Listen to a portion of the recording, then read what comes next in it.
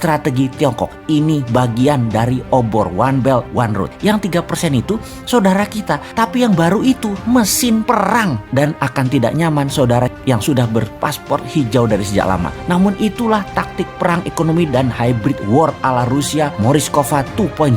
Strategi ini dipakai Rusia untuk mencaplok Crimea. Negara berdaulat itu diambil Rusia. Dunia hanya bisa diam. Semua orang yang bekerja di BUMN Tiongkok di luar negeri telah mengikuti semacam wajib militer. Mereka terdidik secara militan dan militer. Dengan pengetahuan ini, saya putuskan saya tidak akan berbisnis dengan BUMN Tiongkok. Ini sama saja dengan menjual bangsa, menjual negara, menjual NKRI. Lebih baik proyek saya tidak jalan daripada bangsa Indonesia tergadai. Dan sekarang saya jadi bingung dengan pejabat yang malah memfasilitasi Tiongkok masuk. Lalu BUMN Indonesia dengan BUMN Tiongkok bekerja sama. Diaspora tadinya sebentar lagi jadi ancaman nasional. Ini soft threat. Banyak yang terbuai uang, terbuai proyek, namun menggadaikan kedaulatan bangsa. Saya miris dengan ini semua. Dia melanjutkan monolognya. Saya berharap ini semua karena by accident dalam tanda petik. Karena alfa, karena lupa, karena pejabatnya lupa, karena ketidaktahuan pejabat. Namun kalau ini by accident dengan sengaja melakukan Cinanisasi, memasukkan diaspora Cina baru, akan mengikuti juga pastinya, yaitu faham yang berbeda dengan Pancasila, faham komunisme. Menurut saya, rakyat rasanya tidak akan diam nih. Ini Yahudi, New World Order, ini Belt and Road Initiative, ini Cina. Di dalam National Defense Strategic of US 2018 yang tadi disebut oleh Hendrajit, tadi disebut istilah Hendrajit bukan itu, tapi disebutnya priority enemy. Jadi musuh prioritas mereka adalah Cina dan Rusia. Disebutnya priority economy. Nanti saya buktikan. Ada kalimat tapi jangan salah, mereka menyebut Cina sebagai predatory economy. Dahsyat kan? Predatory economy, gila kan? Dan tertulis. Jadi bukan sekedar caci maki yang dimunculkan oleh berikutnya oleh Obama. Saya terusin di sini. Ini riwayatnya. Riwayat panjangnya begini. Ini kalau saya ceritain satu persatu ini ramai karena menyangkut soal bagaimana Indonesia ternyata tidak punya. Sorry betul, saya minta maaf.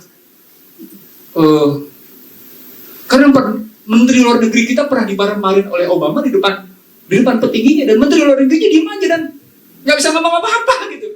Yang memberitain luar negeri, baru 3 hari kemudian diberitakan dari Jakarta Post. Gimana tuh?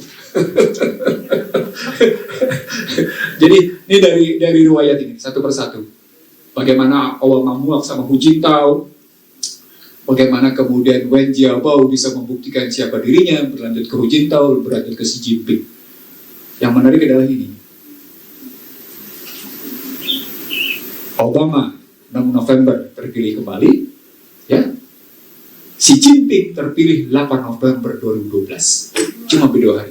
Tapi berikutnya, Partai Komunis Cina memutuskan Xi Jinping seumur hidup. Saya ulang, lama kemudian Xi Jinping seumur hidup. Anda perlu tahu.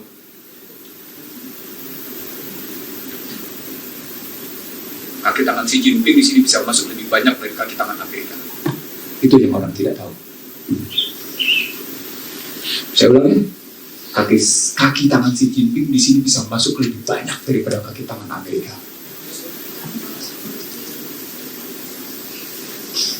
Coba, ini perangnya.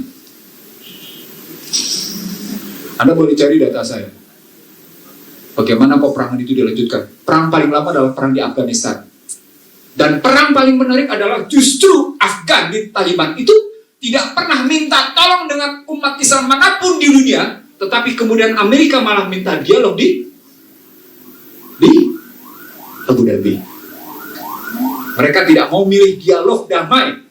Posisinya di negeri-negeri Eropa atau negeri Barat, mereka tetap mau di Afrika. Dan si Taliban bilang, oke, kita dialog. Dan hingga hari ini tetap yang namanya Taliban itu bisa nunjukin harga diri. Perang paling lama hingga hari ini. Nanti masuk juga dalam American Strategic Defense of US. Ini perang-perang paling lama posisinya begitu. Bagaimana persenjataannya begini? Persenjataannya. Kalau Anda lihat di sini, siapa yang paling tidak pernah mengimpor senjata? Cuma Amerika. Dari data ini. Sekali lagi saya cuma ingin mengatakan perangnya kumulatif, hybrid and kumulatif statusnya. Satu saat bisa pakai konvensional, satu saat bisa paling canggih gitu ya.